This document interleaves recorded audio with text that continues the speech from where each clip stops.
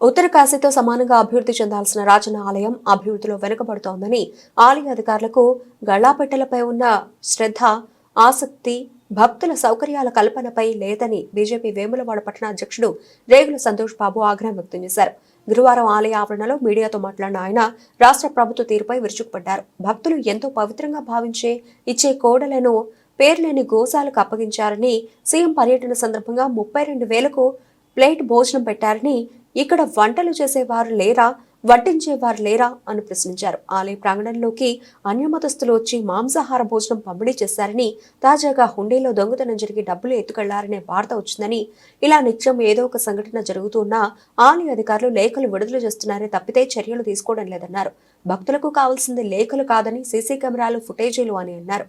ఇప్పటికైనా రాజన్న భక్తులు, రాష్ట్ర ప్రజలు ఆలయంలో జరుగుతున్న సంఘటనలు గమనించి ప్రభుత్వాలను ప్రశ్నించాలని కోరారు. అలాగే రాష్ట్ర ప్రభుత్వం రాజన్న ఆలయ అభివృద్ధిపై దృష్టి సారించి ప్రస్తుత ఈవోను తొలగించి ఐఏఎస్ అధికారిని కేటాయించాలని డిమాండ్ చేశారు.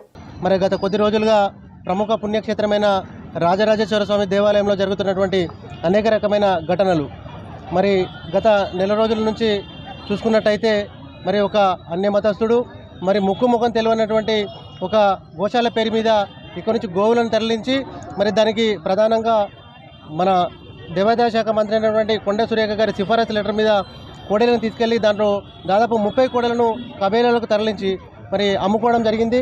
అతని మీద కేసు కావడం జరిగింది. మరి అతను నిజాన్ని ఒప్పుకోవడం కూడా జరిగింది. కనీసం మరి దీనిపైన దేవాలయ అధికారుల స్పందన లేకపోవడం చాలా బాధాకరమైన విషయం. మరి లక్షలాది మంది హిందువులకు కొలువైనటువంటి శ్రీ రాజరాజేశ్వర స్వామి దేవాలయం, మరి పవిత్ర పుణ్యమైనటువంటి దేవాలయంలో ఇలాంటి సంఘటనలు జరగడం చాలా బాధాకరమైన విషయం.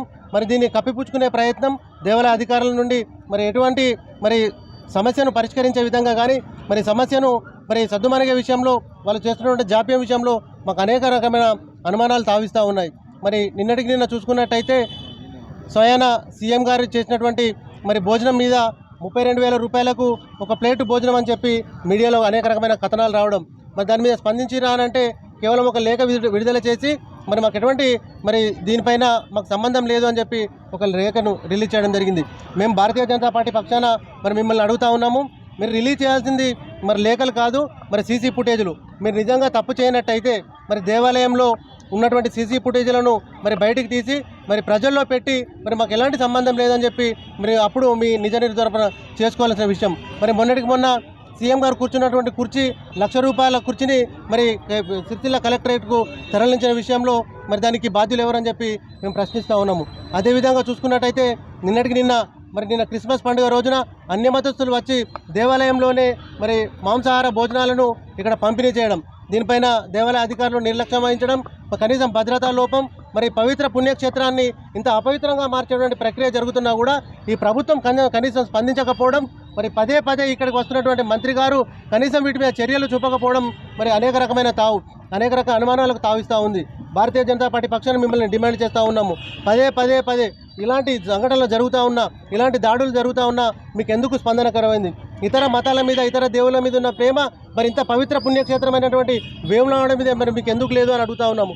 మీకు కేవలం గల్లెపెట్టెలు నింపుకొని మరి ఇక్కడ ఆదాయ మార్గాన్ని మరి బయట ప్రాంతాలకు తరలించే ప్రక్రియ, దాని మీద ఉన్న ప్రేమ మరి దేవాలయం మీద ఎందుకు లేదని ప్రశ్నిస్తూ ఉన్నాము. దయచేసి భక్తులు కానీ హిందువులు కానీ దయచేసి ఒక్కసారి ఆలోచించాలి. మన దేవాలయం మీద, మన ధర్మం మీద అనేక రకమైన దాడులు జరుగుతూ ఉన్నా ఈ ప్రభుత్వం నిర్లక్ష్యం వహిస్తుంది. ఇప్పటికి కూడా సమాధానం చెప్పకపోవడం చాలా బాధాకరమైన విషయం. ఇప్పటికీ 5 రోజుల నుంచి 6 రోజుల నుంచి ఈవో గారు పత్తా లేకుండా పోయిరు.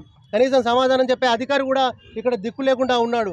మేము ఈ ప్రభుత్వాన్ని ప్రధానంగా డిమాండ్ చేస్తూ ఉన్నాము, మీకు నిజంగా చిత్తశుద్ధి ఉన్నట్టయితే వెంటనే ఈ దేవాలయానికి ఒక ఉన్నత స్థాయి అధికారిని, ఐఏఎస్ మరి కలెక్టర్ స్థాయి అధికారిని ఈవోగా ఉంచాలని చెప్పి, ఇక్కడ ఈవోగా నియమించాలని చెప్పి మేము ఈ ప్రభుత్వాన్ని డిమాండ్ చేస్తూ ఉన్నాము. ఇకనైనా మరి దేవాలయం మీద జరుగుతున్న దాడులను మరి వెంటనే మీరు ప్రతిస్పందించి మరి కఠిన చర్యలు తీసుకొని ఈ దేవాలయ పరిరక్షణ కానీ, హిందూ ధర్మ పరిరక్షణ కానీ, దేవాలయ ప్రతిష్టను కానీ కాపాడాలని చెప్పి భారతీయ జనతా పార్టీ పక్షాన మిమ్మల్ని అందరూ కూడా మేము డిమాండ్ చేస్తూ ఉన్నాము.